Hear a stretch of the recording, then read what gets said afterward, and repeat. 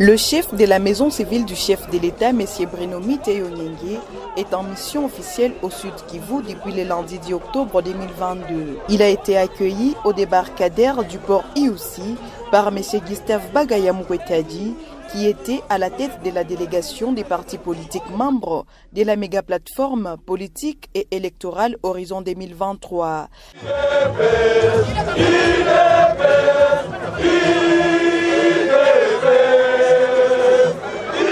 Dans sa brève adresse à la population de Bukavu, le chef de la maison civile du chef de l'État a remercié la population pour l'accueil chaleureux qui lui a été réservé.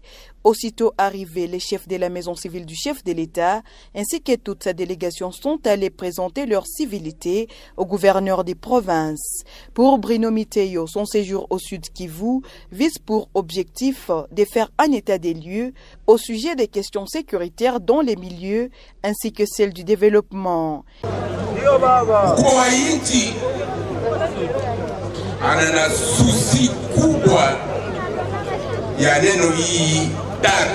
Le président de la République démocratique du Congo a les soucis de ces trois choses. En premier, la paix. La salutation suit.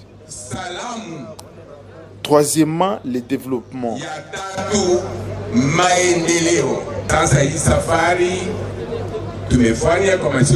Ce voyage de paix du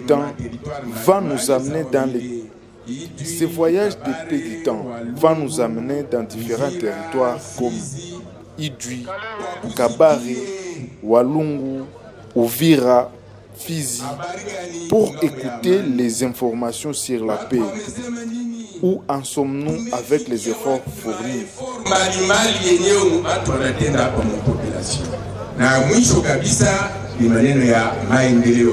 Enfin, le développement. Comment la population va se prendre en charge? Nous manquons quoi au Sud Kivu pour avoir le développement? Ainsi, au cours de son séjour au Sud Kivu, le chef de la maison civile du chef de l'État ira dans tous les territoires de la province. Première étape de sa tournée, les territoires d'Idui. Ici, le chef de la maison civile s'est entretenu avec les forces vives de la population, aussi bien au nord comme au sud de cette chefferie. Après avoir transmis les salutations du chef de l'État, Dr Bruno Miteyo Nyenge a écouté la population au sujet des questions sécuritaires et des développements dans leur contrée.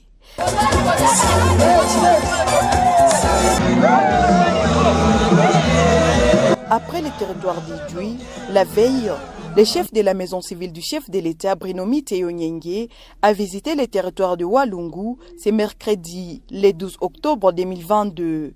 À mi-chemin au centre commercial de Bideka, le chef de la maison civile et toute sa délégation ont été accueillis par plusieurs membres et sympathisants des méga-plateformes politiques et électorales Horizon 2023 que dirige M. Gustave Bagaya Mukwetadi dans la province.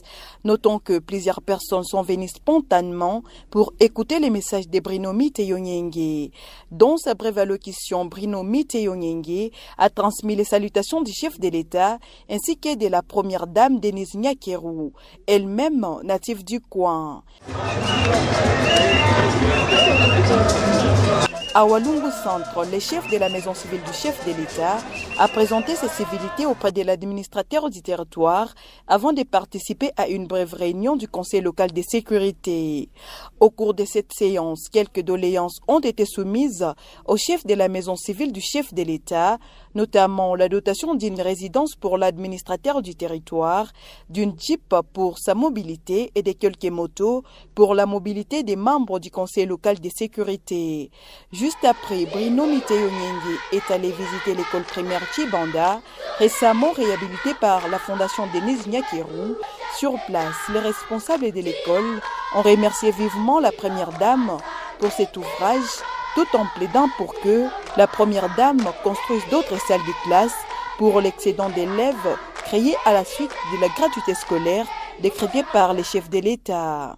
Et voir que les enfants aujourd'hui ont 24 classes fonctionnelles, mais nous comprenons qu'ils ont encore besoin d'autres classes supplémentaires. Ceci à cause de la gratuité de l'enseignement primaire. C'est pour ça que les choses sont en train d'aller à l'augmentation. Ce qu'il faut faire, c'est compter d'abord sur la population. C'est la population qui doit exprimer réellement ses besoins. C'est la population qui doit s'approcher de l'autorité territoriale. Le chef de l'État a déjà pensé à vous. Poursuivant son séjour au Sud Kivu, dont le but de palper du doigt les réalités en rapport avec les avancées dans les domaines sécuritaires et des développements, le chef de la maison civile du chef de l'État, Dr Bruno Miteyongenge, a été hier 13 octobre 2022 au contact avec la population de Kabaré, mobilisée par la plateforme Horizon 2023. Avec Gustave Bagaya Mukwetadi, coordonnateur provincial des Horizon 2023 en tête, le docteur Bruno Miteyongenge ainsi que toute sa délégation ont été accueillis à Chirunga dans le territoire de Kabaré. Au territoire de cette municipalité, Bruno Miteyongenge a eu droit, comme partout où il est passé, à un banc de foule avant de s'adresser brièvement à la population venue l'accueillir.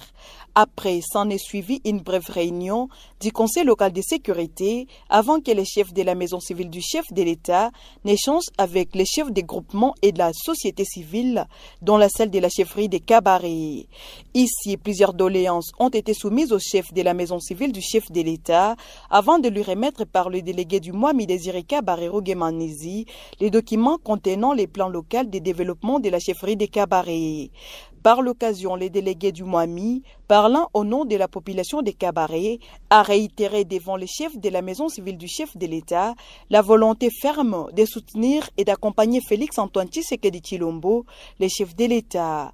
Bruno Miteyongenge s'est réjoui de constater que les agences qui devront exécuter les programmes des 145 territoires sont déjà arrivées à Kabaré. Cependant, comme dans ses habitudes, Dr Miteyongenge a promis à ses interlocuteurs de faire parvenir toutes les doléances lui soumises auprès du chef de l'État. Ils respectent et ils devront respecter la volonté du pays. Après les territoires de Kabaré ou Walungu, le chef de la maison civile du chef de l'État, Dr Bruno Miteyongenge, a consacré sa journée du vendredi 14 octobre 2022 à différentes audiences qu'il a accordées à différentes organisations et plateformes actives au Sud Kivu. Après la délégation de l'IDPS, celle de la société civile et celle de la famille présidentielle, Bruno Miteyongenge a reçu le comité provincial de la méga plateforme Horizon 2023. Cette rencontre a eu lieu dans la salle Concordia de l'archevêché de Bukavu. Par cette occasion, le coordonnateur provincial de la plateforme Horizon 2023, l'ingénieur Gustave Bagaya Mukwetadi, a présenté son organisation avant de présenter les problèmes auxquels font face sa structure 6 mois après son implantation au Sud Kivu. Il a par ailleurs réaffirmé sa détermination ainsi que celle de toute son organisation de travailler d'arrache-pied pour aligner des candidats valables en 2023 afin de confier une majorité confortable au chef de l'État Félix Antoine Tshisekedi Tshilombo. Pour Bagaya Mukwe et son organisation, malgré la précarité des moyens, en 6 mois, il a réussi à implanter Horizon 2023 dans ce territoire sur les 8 qui compte le Sud Kivu. Il a saisi cette occasion une fois de plus que son organisation n'est pas un parti politique, mais plutôt une plateforme politique et électorale qui regroupe les partis politiques, les leaders sociaux et les leaders indépendants ayant la vision et la volonté d'élire et de faire élire les hommes et les femmes qui donneront la majorité parlementaire écrasante au chef de l'État en 2023.